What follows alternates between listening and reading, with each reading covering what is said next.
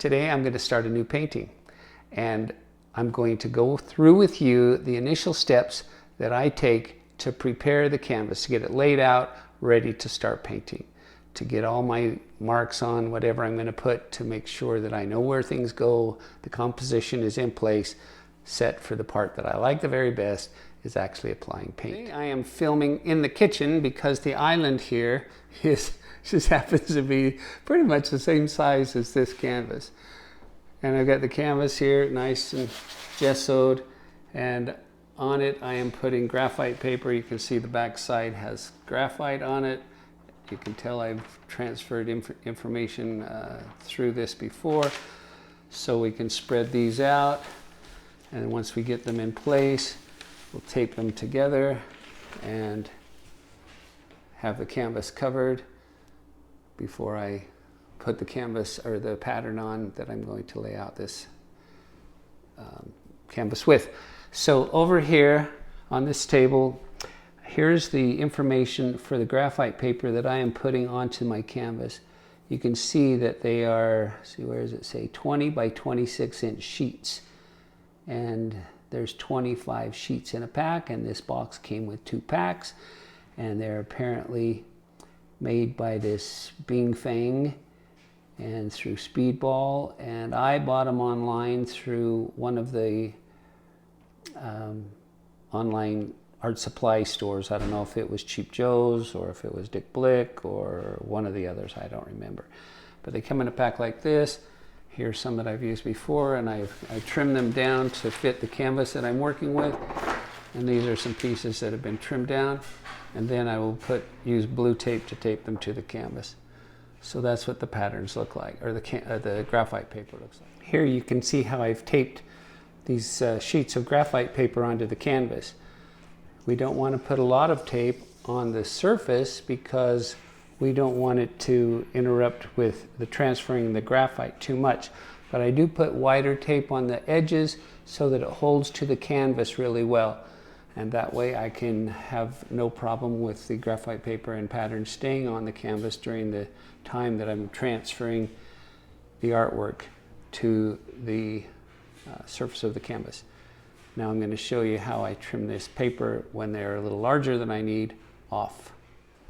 So I just take my X-Acto knife and put it up against the edge of the canvas itself and just slice right through this transfer paper, this graphite paper. And do the next one. Just slick as can be. I'm sure that you, like me, have heard that it's easier to keep a customer and have it become a repeat customer than to go hunting down new customers. Well, this particular project is a good example of that. And in fact, kind of gives you a good clear picture that sometimes your clients aren't only focused in one area of life. They have multiple interests and may want artwork for more than one of those interests. So I'm going to show you the pattern I'm going to use for this particular painting. We're going to roll it out and let you see it. But just prior to getting this commission to do this painting, I had completed the official portrait of this gentleman, who is part of the Young Automotive Group, a large conglomerate basically of automotive dealerships, and a very successful company and successful family. This year is the 100th year of Young Automotive Group. So they've done really well. But this particular man, this brother of the group, has also been involved in producing family-friendly, good animated movies. The principal one is The Swan Princess. You may very well have seen it. So this image, well, when I got done with that portrait and I was talking with him, and we got talking about his other interests and this particular movie, I suggested that it would be fun to do a painting of him in the variety of suits. He had suits made for himself, and he travels the world wearing these suits. And they're a good attention getter, and they bring attention to the movie. He's very flamboyant and not shy, and you're going to see that here in a second. So I suggested that we do one portrait painting with him full size, his full image, 4 times in the painting, one for each time he would be wearing a different color suit. And he thought it was a great idea. And so I printed out different sizes to let him see the options. And we hung them up on the wall in his office. And this is the size that he chose. It's 48 inches high by 80 inches wide. And it's going to be fun in his office.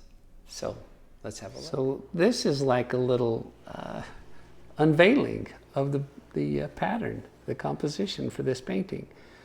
We've got Selden Young, wonderful client, in each of the 4 different colored suits that he has that are set up to market the movie, The Swan Princess.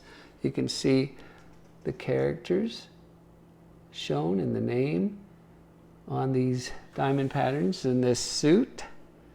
And he's got the 4 different colors. Look here, we've got a frog in the scene holding him up. And here he's got his foot resting on this turtle that's part of the movie. And here's this cat character, this one of the not so nice characters in the movie. And this suit has more of the villains on it. It's an interesting suit. Here we go. Selden's got plenty of personality to put all this together and be so active in the animated world. And here we're going to actually have him as a real person placed into an animated scene. Really fun.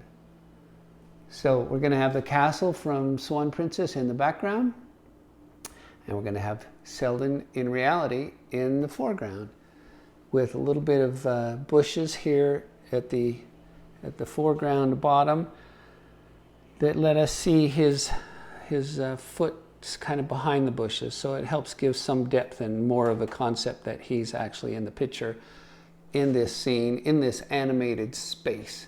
To give you a better sense of the scale of this painting, I'm giving you this shot with me standing by it.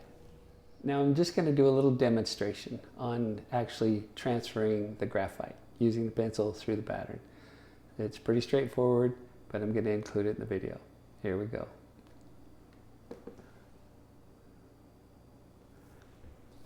Alright, so I'm just using number 2 pencils. We're going to take a little moment here and go around his mouth. We're not trying to do any shading. That's not our purpose here. We're just going to transfer variations, separations really, of values.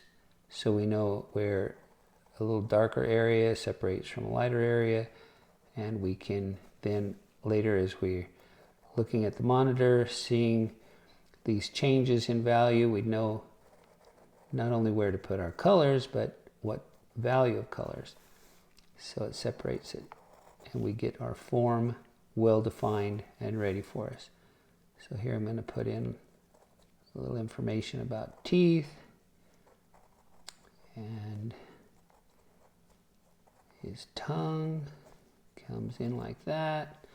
We're going to have some dark shadows against the inside of his cheeks there. The tongue has a shadow on it from the upper teeth. A little bit of shadow down here. We'll put in the teeth on this side. Now if I make some mistake and I make an erroneous line someplace, that's all right. I just fix it as I'm painting it. But this gives us a pretty good starting spot as we start applying our paint. And know that we're going to get things fairly accurate. If we were going to try to hand draw this entire painting, it would be a lot of measuring and working out details and trying to get that scale and accuracy. But this way we pretty much get that in place. We could still mess it up pretty bad if we aren't paying attention or haven't developed our skills how to paint. But if we're okay there, then we're going to be okay with having this information right where we want it as we start to paint. And we'll enjoy it. It'll just make painting a lot more fun to do. It's going to take a long time one way or the other, but it's going to take a lot less time if we already have the image where it goes on the canvas, and then we can get our painting done. So that should be enough information for this little demo.